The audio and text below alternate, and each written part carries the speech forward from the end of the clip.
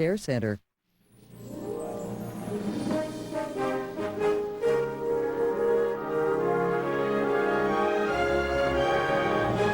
Good evening, I'm Jim Lara. On the NewsHour this Wednesday, the lead story, the big budget push as President Obama takes his case to Congress. The other news of the day, then a newsmaker interview with Australia Prime Minister Kevin Rudd. Ray Suarez's final World Health Report from South Africa. Tonight, children orphaned by AIDS. A conversation with Kay Ryan, the Poet Laureate of the United States, and remembering historian John Hope Franklin, who died today. Major funding for the NewsHour with Jim Lehrer is provided by oil, energy, the environment. Where are the answers? This isn't a liberal or conservative issue. It's a human issue. As an energy company, Chevron has a great responsibility. So we've improved our own energy efficiency 27% since 1992. And now we ask you to join us in one of the most important efforts of our time. Using less. Will you join us? Chevron Human Energy. Grant Thornton. The William and Flora Hewlett Foundation, working to solve social and environmental problems at home and around the world.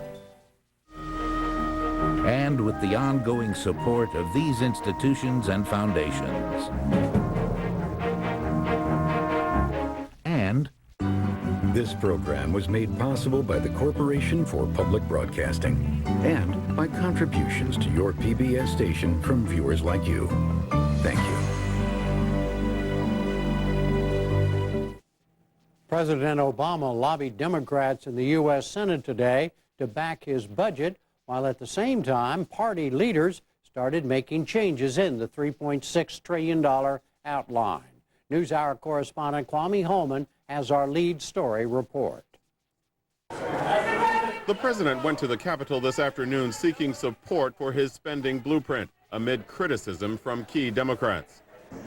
On the House side, he got help from Vice President Joe Biden, who met with Speaker Nancy Pelosi. Look, I am confident that with the leadership of the Speaker and with Harry Reid, we're going to get our budget with all the major elements intact. I think our budget will, I'm absolutely confident, will cut the deficit in half within 5 years. We have to get down to rebuilding an economy that produces a solid foundation for the better part of the beginning of this century. And that requires us to deal with education, with health care, and it requires us to deal with energy. And also budget discipline built into this. Later, as Mr. Obama headed back to the White House, the question remained how to address his priorities without causing crippling deficits. The president's budget estimates the red ink will total $1.4 trillion for the next fiscal year, then drop to less than half that amount by 2014. Last week, the Congressional Budget Office projected his plan would yield far larger deficits, and that raised alarms in Congress.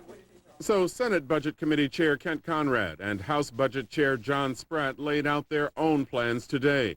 Their numbers are lower than or comparable to the president's. They estimate a $1.2 trillion deficit for the coming fiscal year. And in 5 years, they project red ink in the range of $500 to $600 billion. Still, Conrad sounded a note of compromise after meeting with Mr. Obama today. With respect to the budget, we have attempted to preserve, and I think have preserved, the president's key priorities. That's what he asked me to do when we got the reforecast of reducing our dependence on foreign energy, excellence in education, healthcare reform. All of those are possible to move forward in the budget resolution that I have written. For example, the budget chairman would allow the president's health care reform plans if they're paid for by tax hikes or spending cuts. But they'd let his middle-class tax cuts expire at the end of next year. They'd also leave out additional rescue funds for banks and the cap-and-trade system of selling greenhouse gas permits. At his White House news conference last night, Mr. Obama said he believes that ultimately Congress will give him most of what he wants. Now, we never expected when we printed out our budget that they would simply Xerox it and vote on it. we assume that it has to go through the legislative process. I have not yet seen the final product coming out of the Senate or the House, and we're in constant conversations with them. I am confident that the budget we put forward will have those principles in place. Amid the dialogue between the president and his own party, Republicans kept up their fire, charging the Obama plan is a disaster in the making. This is the most fiscally reckless and irresponsible budget I have ever seen, and I don't say that lightly. I'm very worried about this budget. I'm very worried that this budget is going to give us a mountain of new debt, and during this budget, Medicare, Social Security, and Medicaid all go insolvent at the same time. So not only are we not fixing the fiscal problems in this country, we're exacerbating the fiscal problems in this country. The prospect of sweeping spending plans and huge deficits also has raised concern abroad, especially in China. At a forum in New York today, Treasury Secretary Timothy Geithner discussed China's call for replacing the dollar with a new world currency. I think the dollar remains the world's dominant reserve currency. I think that's likely to continue for a long period of time. And as a country, we will do what's necessary to make sure we're sustaining confidence in our financial markets and in the productive capacity of this economy and our long-term fundamentals. There also was criticism in Europe today. The Czech Prime Minister, currently acting as head of the European Union, attacked U.S. calls for other countries to spend more. Timothy Geithner, the U.S. Treasury Secretary, talks about permanent action, and we at our Spring Council were quite alarmed by that. He talks about an extensive U.S. stimulus campaign. All of these steps, their combination, and their permanency is a way to hell. We need to read history books and revisit the lessons taught by history, and the biggest success of the Spring European Council was the refusal to go this way. Back at the White House, presidential spokesman Robert Gibbs played down the criticism. From what I can tell, the Speaker has some domestic political problems that might speak more to what he was talking about, and I think the Czech people and the American people can stand assured that the President of the United States of America is going to do all and everything in his power to get our economy moving again and to restore confidence in that economy. President Obama will have a chance to explain his budget and economic policies himself next week when he makes his first official trip to Europe. Gwen Eiffel has more on the budget politics. President Obama has outlined his priorities. Now it's up to Congress to act. That's where the push and the pull begins. For a closer look at the president's and at Congress's spending priorities, we turn to Shayla Murray, who covers the Capitol for the Washington Post, and Adam Nagurney, who covers politics for the New York Times. Shayla, what is the president's blueprint that we saw him talk about, make kind of a pitch for last night? What does that tell us about his priorities and about Congress's priorities? And are they the same? I think they are the same. I think today was a significant day for the president because these two blueprints have emerged from the House and Senate, leaving his main priorities intact. It doesn't make it easy for him to achieve these goals of expanding health coverage and reforming energy policy and adding more money to education, but it does allow them to happen, and that's significant. That's a major endorsement of the president, the heart of his domestic policy agenda, by Democrats at a very vulnerable time when deficits are sky high, only rising, and Democrats feel very vulnerable to this Republican argument that they will, they will be seen as tax increasers and spenders into the future. So that's sort of their long-term concern, and yet in the face of that, they're willing to cast their lot with this very popular president on this sweeping, very ambitious agenda. Adam Nagurney, what is missing from the priority list? For instance, if we hear the president talk about health care and education and environment and renewable energy, what's not on that list? Well, I mean, I think what you heard last night at the press conference was a signal that he was not going to press necessarily in this budget for either cap and trade or the middle class tax cuts. I would point out, though, that those tax cuts are included for the next 2 years in the stimulus bill, and so that's not that big a concession on his part, I don't think. And secondary, I think that most people were expecting he'd give up on cap and trade now. So those are the two main things that hit me. Adam, let's follow up on that a little bit. Would you say most people expected he would give up? Are we talking about the Democrats in Congress or Republicans in this case? Democrats. I'm not sure what Republicans were thinking. I think Democrats, the sort of sense out there was that he was not going to be able to get cap and trade through, at least for now, because of divisions within the Democratic caucus, and therefore he wanted to put that one aside. Shayla, you were on Capitol Hill today when the president showed up for his meeting with Senate Democrats. What was going on up there? What was that all about?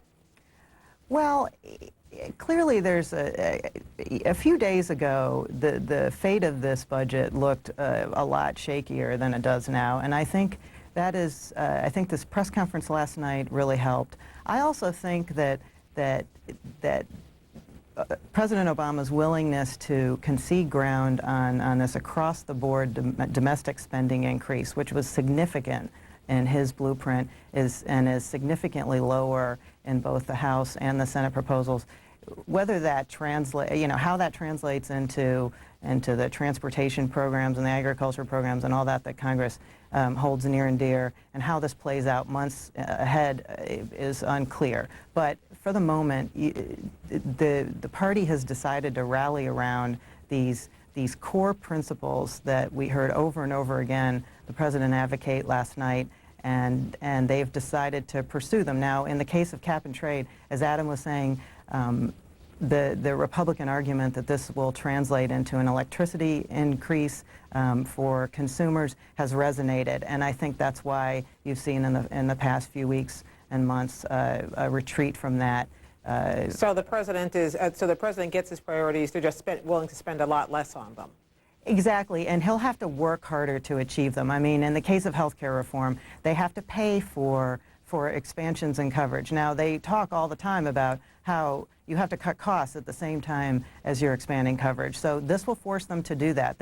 One of the little noticed features of the president's budget is that he proposed a means test for the Medicare drug benefit. That is an enormously significant concession on the Democrats' part. If they proceed with make choices like that, then they may be able to reach these goals ultimately. But those are debates that are going to have to unfold in committees and on the House and Senate floors in the months ahead. This budget simply lays down a marker and allows these things to happen.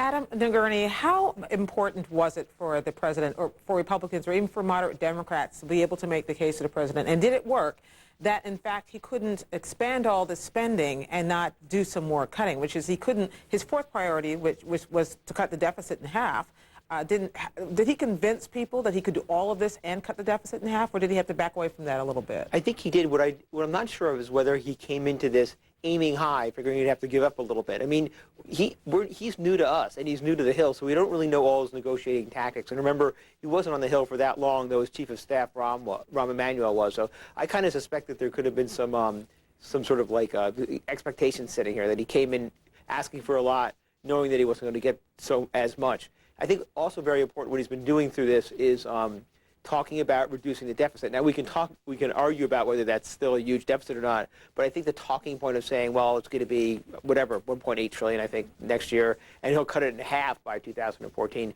that has, I think, some impact, particularly among moderate Democrats who are worried about, as Shayla was saying, worried about the idea that they're leaving huge deficits behind them. Adam, how much does it matter for the president to get his way? How much is he depending on his popularity, his own personal popularity, or in order to get members of Congress or anyone to go along with his priorities? I think it depends on the district and the state. Keep in mind that the old Obama campaign organization, OFA or whatever they're calling it now, Organization for America, is out there lobbying members of Congress, trying to get people to sort of get in touch with members of Congress. Members of Congress, senators, House members, they're political leaders. They're looking at the same polls we are. They know that right now President Obama is very, very popular, and they know that he won an election with a lot of support here, so they're not immune to that kind of pressure. It'll be interesting to see how directly President Obama or his political organization tries to press them, but I think it's obvious that they're going to be very, very much aware of the fact that right now they're negotiating with a president who's in a very strong position. Adam, does the profligate spending brush, has he been effectively tarred by that by Republicans or Democrats?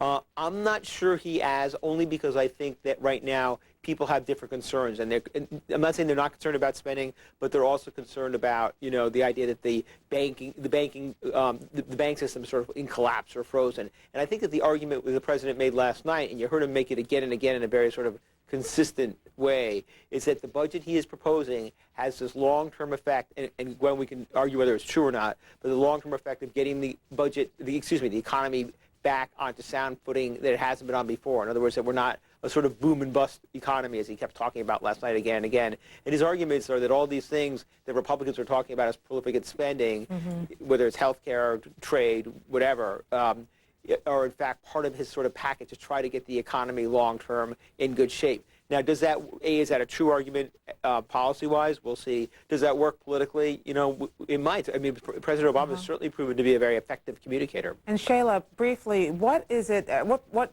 tension points should we be looking at between Obama and Democrats right now? President Obama and Democrats right now. Is there pressure coming from within the party on this? There is, and the concern now, as the House and Senate take these bills to the floor next week, that members will try to reduce spending more, and that will create some friction on the left within the parties, because don't forget, they're a significant portion of both the House and Senate Democratic caucuses. So I think they feel like they've found this middle ground right now. There's concern that amendments will come along that will seem irresistible to moderates and will undermine the integrity of the product. I mean, you know, large increases in college loan programs, that sort of thing, that are important, but vulnerable with this deficit. The devil being in the details, Absolutely. as always.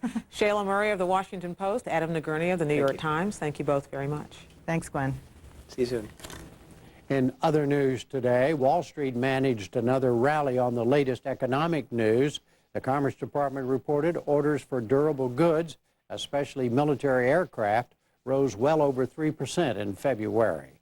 And new home sales were up more than 4.5% in February. In response, the Dow Jones Industrial Average gained more than 89 points to close above 77.49. The NASDAQ rose 12 points to close at nearly 1529.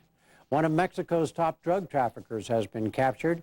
Mexican authorities announced the arrest of Hector Huerta. He was taken yesterday in suburban Monterrey, where he allegedly helped run a drug cartel.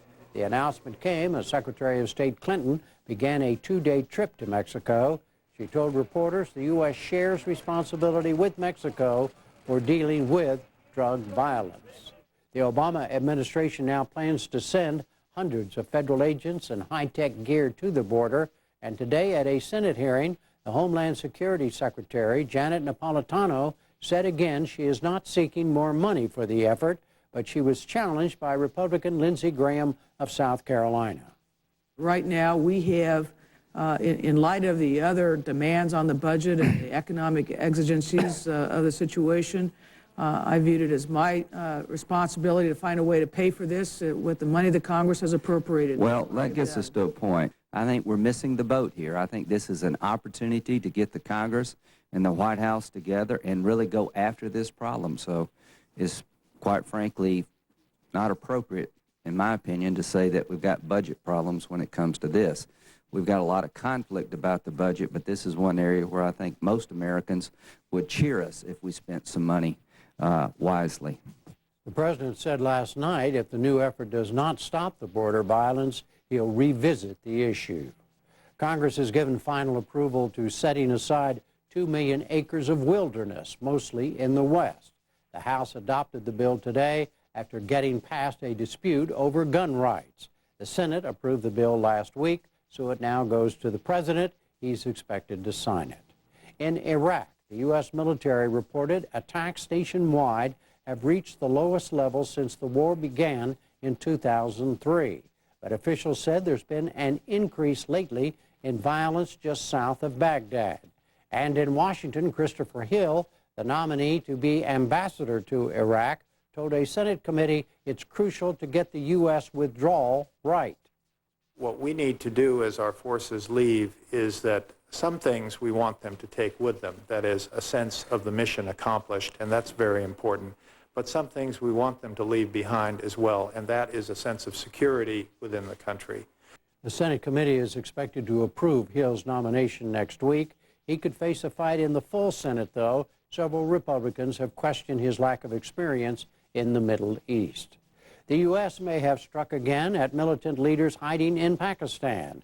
Authorities there say a missile fired by an unmanned American aircraft killed 8 militants, including several foreigners. They were hit near a town that's headquarters for a Taliban leader in a region bordering Afghanistan. The area is also considered a possible hiding place for al-Qaeda leader Osama bin Laden.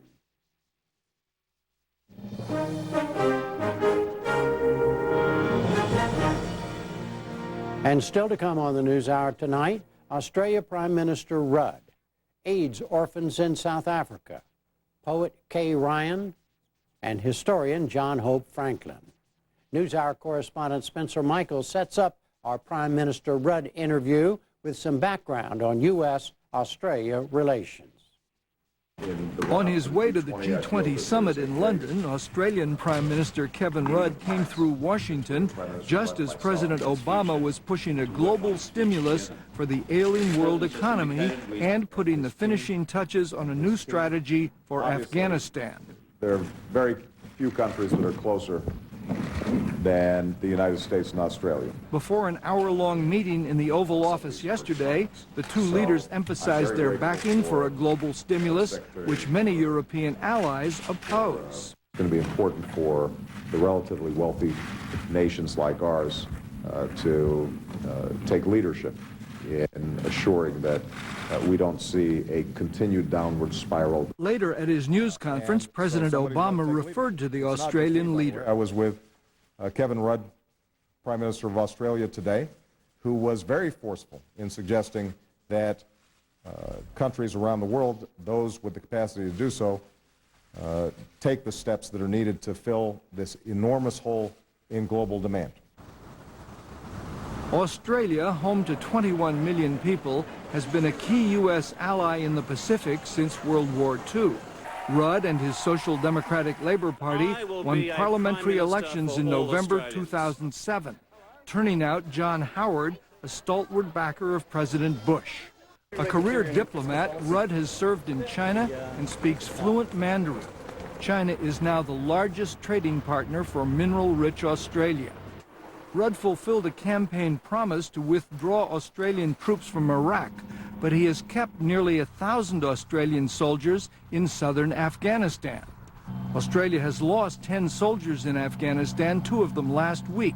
A recent newspaper poll showed 65% of Australians opposed to sending more troops. In Washington, Rudd has limited his comments on Afghanistan to the principle that the nation should not become once again a haven for terrorists. On the eve of his visit, Rudd said that Australia, which had avoided the global recession, will probably see its economy shrink in the coming year.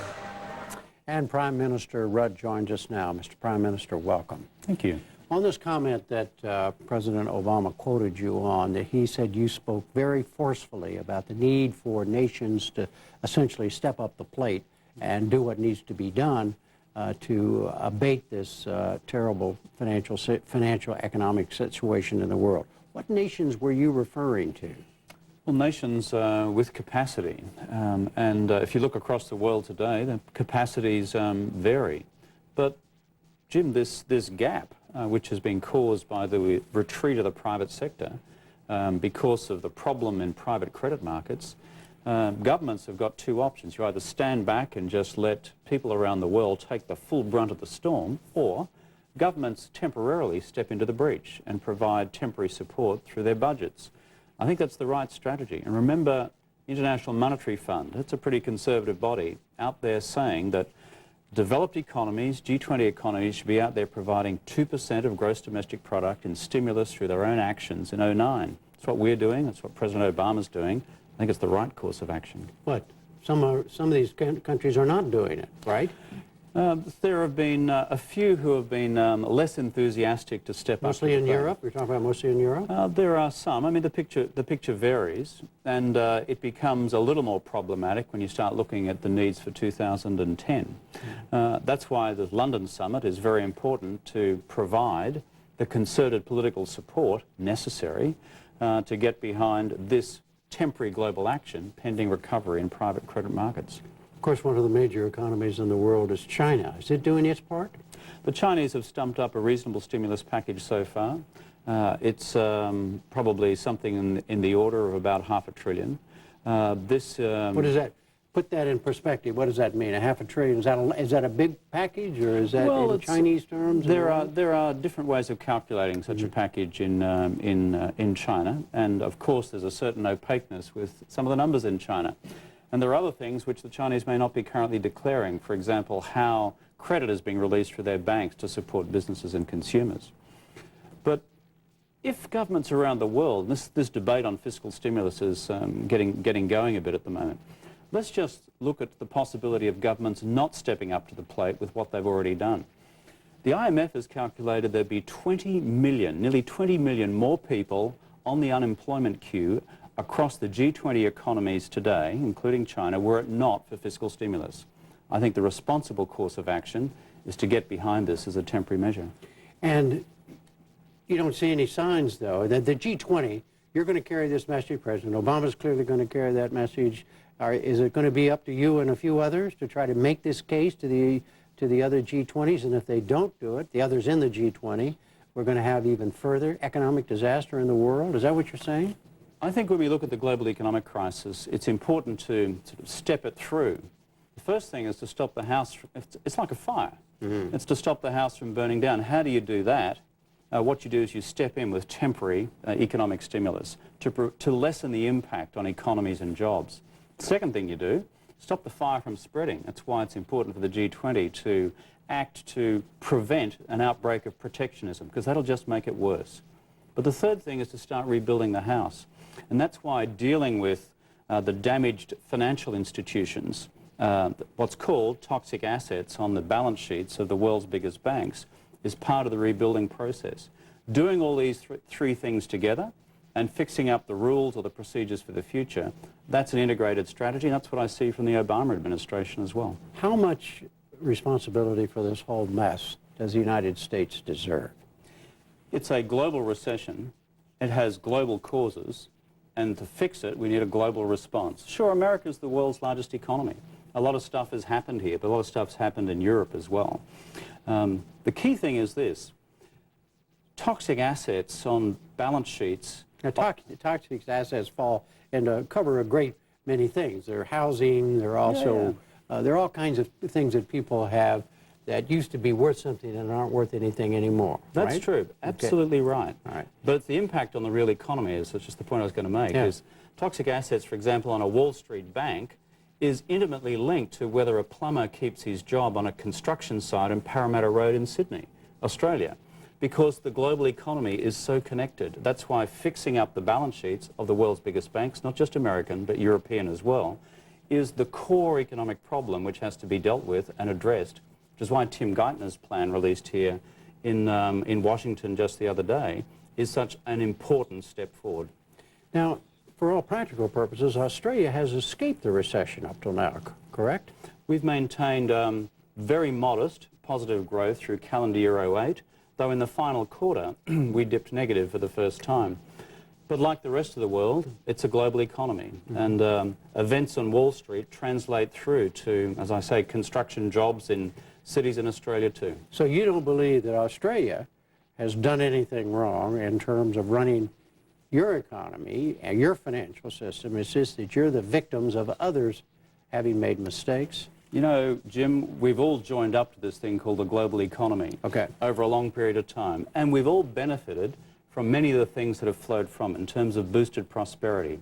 But now this has happened. It's time to pause and reflect, and as I said, deal with the fire intelligently in the way in which I suggested before. The alternative, which I think is just wrong, this kind of, you know, radical sort of right-wing free market ideology which just says it'll all sort itself out. Well, I don't think that ideology served us particularly well when we got into this mess in the first place. Government has a role. That's why I support what the Obama administration is doing, temporarily to step into the breach and to set up better rules for the future. That's the challenge we've got on our plates in London. You've suggested in some of the things you've written and said that you believe there's a golden opportunity for, that's my word, not yours, for the United States as well as the rest of Australia and the rest of the so-called developed world to collaborate more with China and kind of move together as partners in some of these areas involving economic and financial matters. Explain your point there. Right now, we're trying to deal responsibly, globally, with this global recession through the G20. Now, what's the G20? It includes 20 of the largest economies in the world, a few exceptions, but it's got some representativeness to it because together they represent about 80 or 90% of global GDP. But it's also a small enough body that you can actually get together and broker some decisions politically. In the past, a lot of our international institutions have broken down because agreement couldn't be reached. Now, China is a player in the G20. And therefore, when we look at one of the decisions we're going to have to make soon, which is the reform of the International Monetary Fund, China will be expected to step up to the plate and put more resources into the fund. But China right now, its voting rights within that fund are the equivalent of Belgium and the Netherlands. Well, I think you've got to change that so that China is a bigger place at the table, rightly, but also the world can then draw upon the resources which China puts responsibly into an international financial institution. That's one example of how this G20 group can help frame an outcome for the future of the International Monetary Fund, which also brings China into helping with a solution. In a more general way, I mean, you are a China hand as a professional diplomat, you speak Mandarin Chinese.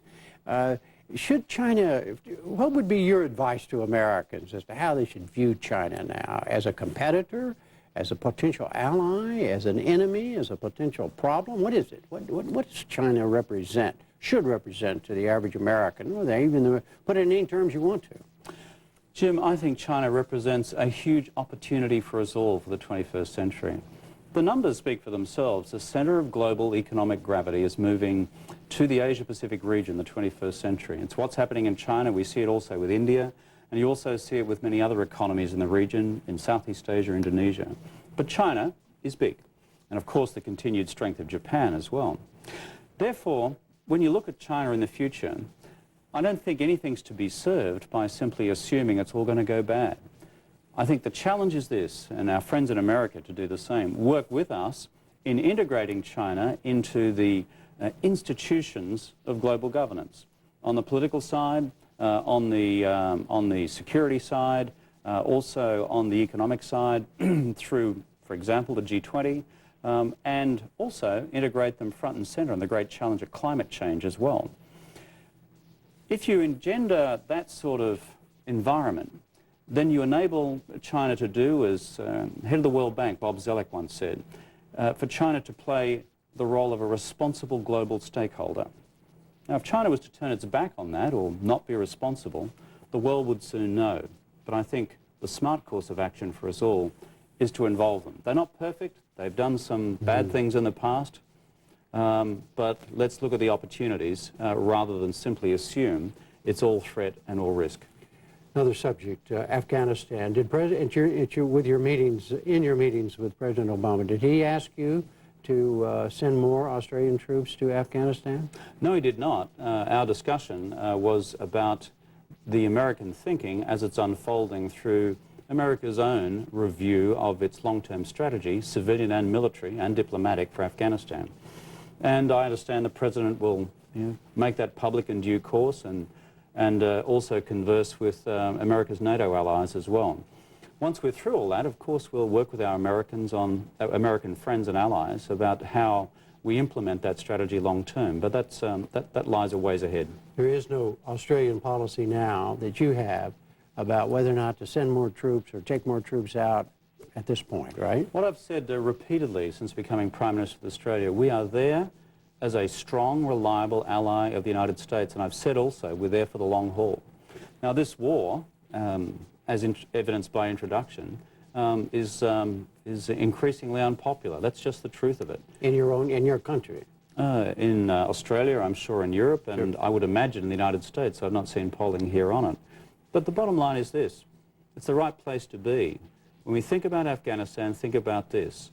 I cannot remove from my mind the image of the Twin Towers coming down. And we are there because terrorists operating out of the safe haven of Afghanistan caused that to happen. They also, having been trained in Afghanistan, were responsible for murdering nearly 100 Australians in Bali a year later. We have, therefore, a combined responsibility to do whatever we can to make sure Afghanistan does not become a safe haven for terrorism again. It's going to be tough, it's going to be hard, and it's going to be difficult and dangerous. Mr. Prime Minister, thank you very much. I appreciate the opportunity.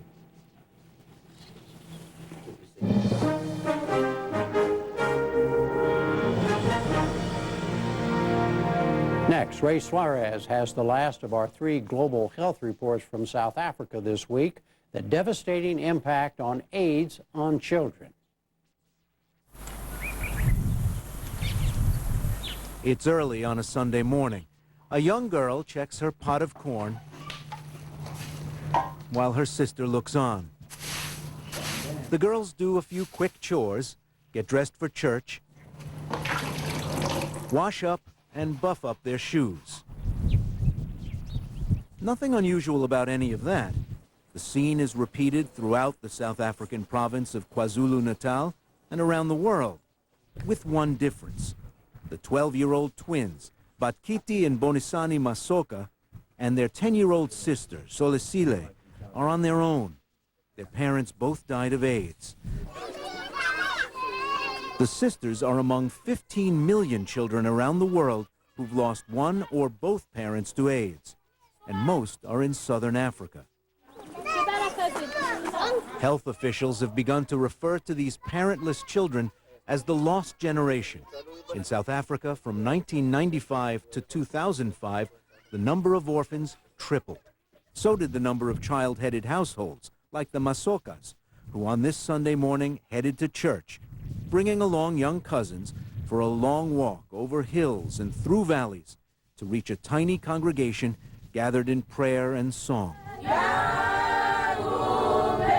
Lay Minister Koshile Mvelase knows many families in the area with children left orphaned by AIDS, some not well cared for, and said her congregation prays for the Masoka sisters. We realize that when we look at them, their lives are so difficult. I feel they are all alone and not happy. The sisters get a government stipend available to orphaned minors. Their tiny home is sparsely furnished. As they do their homework and daily chores, a reminder of their parents is always nearby. 2 graves, just yards from the front door. The girls say they have each other. They seem to be getting by, with a little help from extended family and neighbors. There is a shop nearby, and if we need more things, we just ask someone going to town, and we give them money to get what we need. The Masoka sisters are supposed to be under the care of an aunt nearby. When word got around an American news crew was with the girls, new food and furniture started to come through the front door. Social worker Vusi Masinga said the government check makes claiming the orphans attractive. Some they want to use their grants for not for the best interest of the children, but they just want to use the grants for themselves. The next morning, the sisters join their classmates at morning assembly at the Mendu school in Empangeni. Every morning, there's a hymn sing before their studies begin.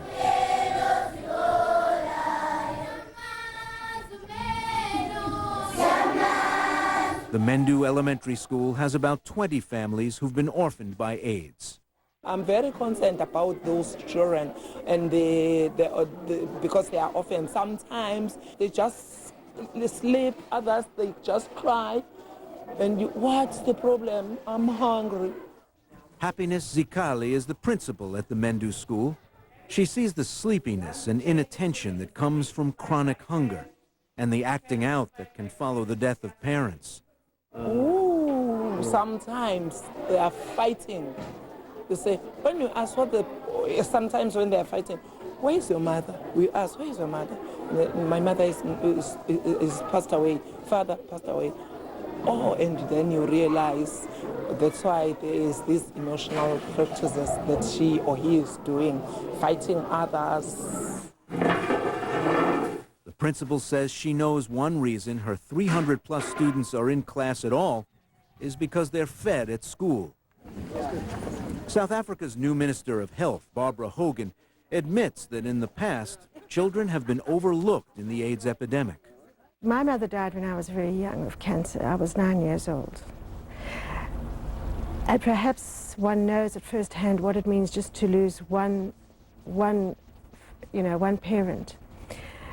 And when I just look, just from the personal point of view of just the psychological and social effects of so many young children losing the people who care for them, that you can't even calculate. You can calculate what it does to the economy, but what this does to young people, the amount of healing that's got to take place, the amount of trauma that it's inflicted. And that is we as a nation need to be as caring as possible, as accommodating, as reaching out and seeing in what ways, with the meager resources that we've got, we can do the healing and the looking after and the caring for these young kids. For the youngest orphans, caring for themselves simply isn't an option, and many are being raised by grandparents. Here at this community care center, they have a monthly food distribution, providing aid to women who at an unexpected stage in life are again raising young children. While many orphans have a grandmother or granny to care for them, a new report by the Joint Learning Initiative on Children and HIV/AIDS says not enough is being done for AIDS orphans, since 90% of the costs of raising them still fall on family and community. At the Ntambanana Community Center, providing the monthly staples of corn, beans, and oil is just the start. The community center also offers a daycare, where grannies and school-age siblings can drop orphaned children who depend on them. Lindiwe Masuku runs the center. How do you find out about these children? Some of them, they live with their sisters. They give us their certificates of their parents. Here in this small trailer, 50 orphans are cared for, all too young to attend school. In the morning, we give them at 9 o'clock breakfast, and we teach them how to hold a pen and how to write their names. And at 12 o'clock, we give them lunch. Getting those 2 meals a day can be life-saving. Many of the children at Ntambanana Daycare are also HIV infected. Some are sick. We hug them, we kiss them, we take them to toilets. We do everything that parents do. If they cry, we try to wipe their tears. We make them feel as they're at home. When the local high school is dismissed, siblings come and collect the young children from Ntambanana. Nonkulueko Minjadu is 19 years old and in the 10th grade. Njadu lost both parents to AIDS. She now cares for 8 children on her own. The adults in her extended family are all dead too. Every day, before and after school, Mjadu walks to the daycare to drop off and pick up 4 siblings and her own baby, who's less than 2 years old. The walk home is about a mile. There's a huge backload of cases that have completely overwhelmed the system, and the social workers aren't able to reach them. Families are absolutely in crisis, where kids are taking on all the duties of getting their siblings fed, getting to school, doing all that care. Stephen Blight heads up Child Protection Services for UNICEF in South Africa. If you could have auxiliary social workers who come and intervene in that family and help train the kids, provide structure to their lives, help them with budgeting, making sure people are doing homework, that could really make a big change in a household. Once home, Mjadu cares for her own baby and then tends to the others. The suffering of today has already made a claim on the future. Struggling under the burden of millions of HIV-infected adults, South Africa must face a legacy of AIDS that stretches far into the next generation, a generation that, as adults, will be needed to build a developing country and who carry as yet unknown scars from their family's ordeal.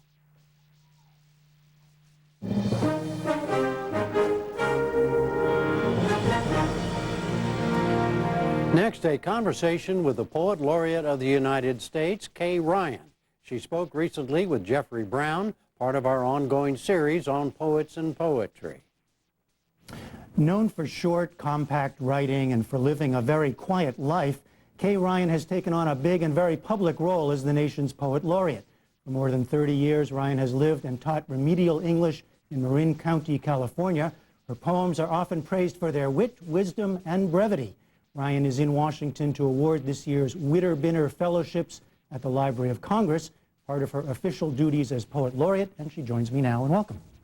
I remember when you were named as Poet Laureate, there was some sense of you as an unlikely laureate, and I wonder, did you feel that? I felt extremely unlikely. I didn't think it would ever happen. Usually the laureates are chosen from among the academic classes. I'm academic in the sense that I teach and have taught remedial writing skills for 33 years, but that isn't usually the group from whom the laureate is selected. Usually it's someone with a much more public profile in the creative writing world. Did you grow up with poetry? How did you come to it? You know, I came to poetry reluctantly. As a child, I was totally infatuated with language. Was it in the house? Was it around you?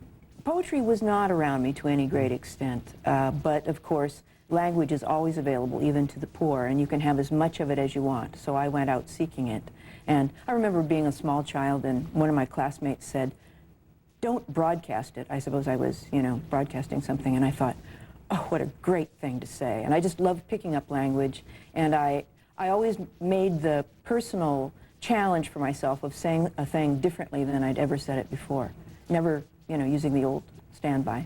Dina Gioia, the poet and critic who just recently stepped down as the head of the NEA, he wrote that he was struck by, quote, the unusual compression and density of your work. That's that tightly packed poetry. Is that what you seek? I mean, is that a conscious effort to get it down to an essence in a sense, or is that the way you think? It's apparently the way I think. I would like to say that if a poem feels really dense, it isn't good. I mean, if you put it in your hand and it falls through your hand, that's no good. It's got to float.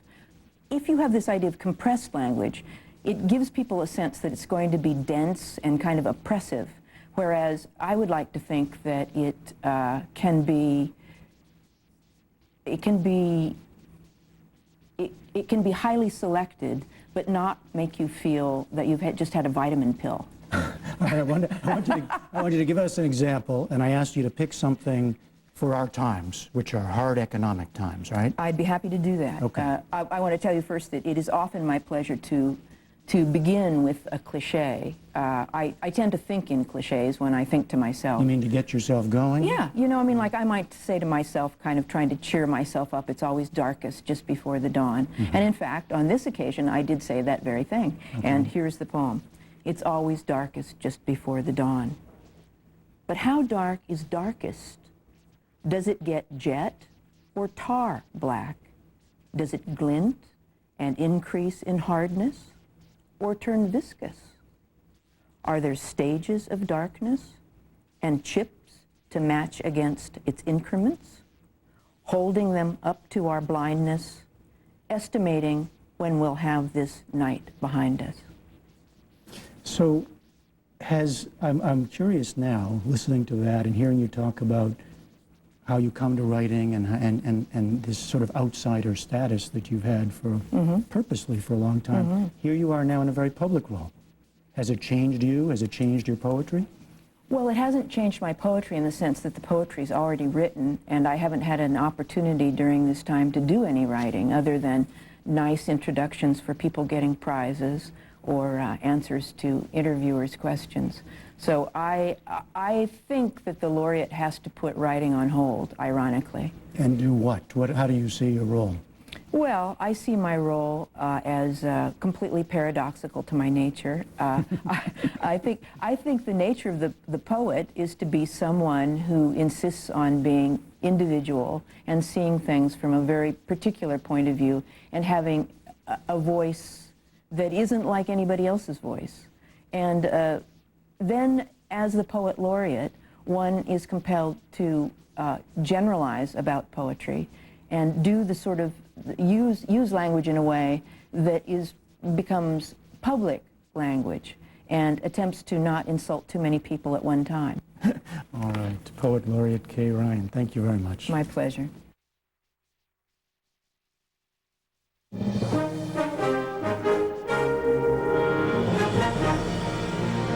And finally tonight, a farewell to John Hope Franklin. The prominent historian died today in Durham, North Carolina, of heart failure. In 1995, he was awarded the Presidential Medal of Freedom.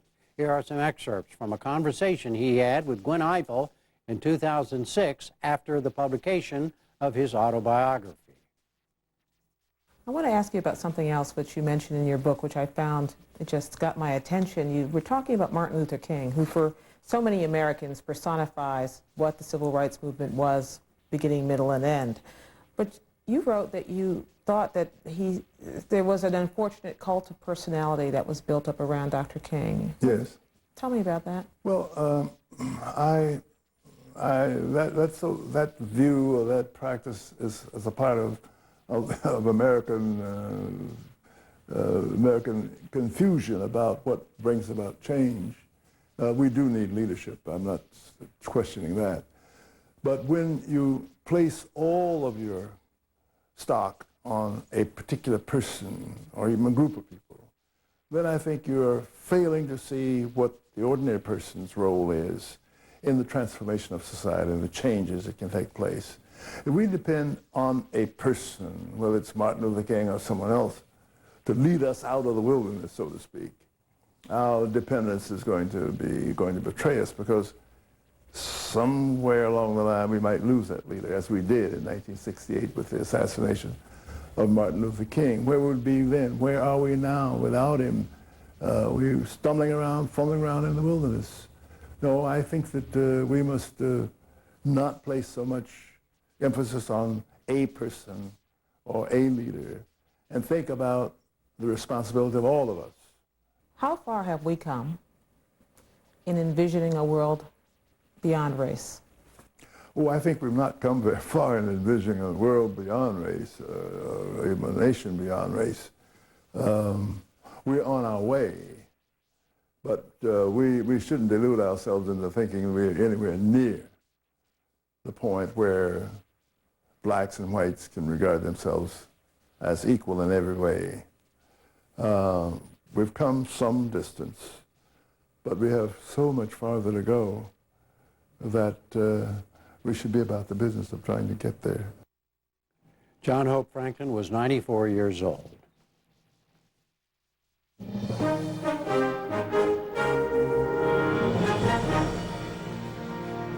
And again, the major developments of this day. President Obama lobbied Senate Democrats to back his budget. Key committee leaders endorsed his goals, but began making changes to his plan. The president of the European Union sharply criticized U.S. appeals for others to spend more on economic stimulus. He called it a way to hell. But on the NewsHour, Australian Prime Minister Kevin Rudd disagreed. He said, again, the leading economies do need to take new stimulus actions. And Mexican authorities announced they've captured one of the country's most wanted drug cartel leaders. It came as Secretary of State Clinton arrived in Mexico. Remember, you can find us now online at our new one-stop address, newshour.pbs.org. Tonight, for instance, you can visit our Obama, the First 100 Days page for coverage of the president's first few months in office. You can find extended interviews and photographs from Ray Suarez's South African trip on our Global Health Unit site. And you can watch more poems and a conversation with Poet Laureate Kay Ryan on our Poetry Series page. Remember, The NewsHour is available whenever you want it at newshour.pbs.org.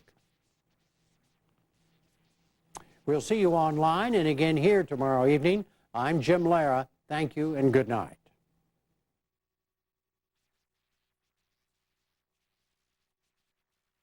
Major funding for the NewsHour with Jim Lara is provided by...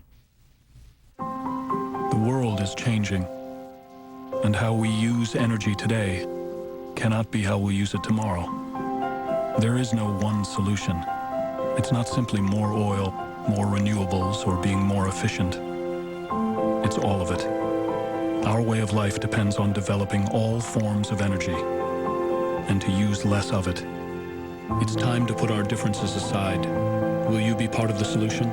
Chevron, human energy. Grant Thornton.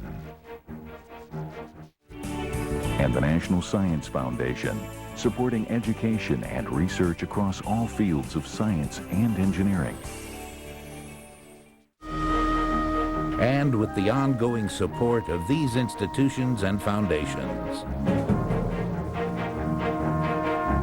And this program was made possible by the Corporation for Public Broadcasting and by contributions to your PBS station from viewers like you. Thank you.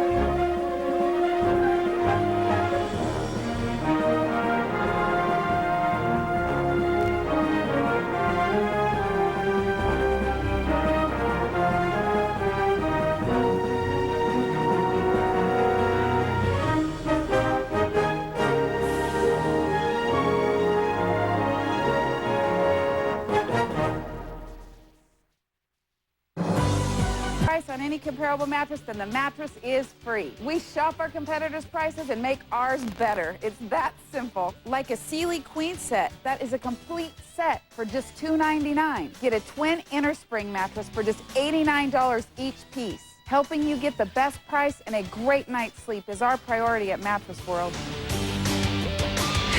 It's not too late to sleep like a baby. Mattress World.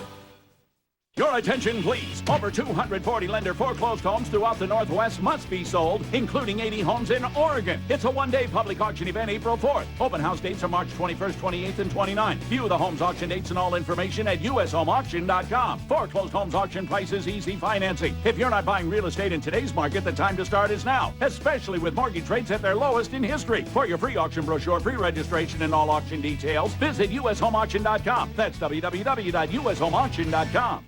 See that oil change sticker on your windshield? Are you over?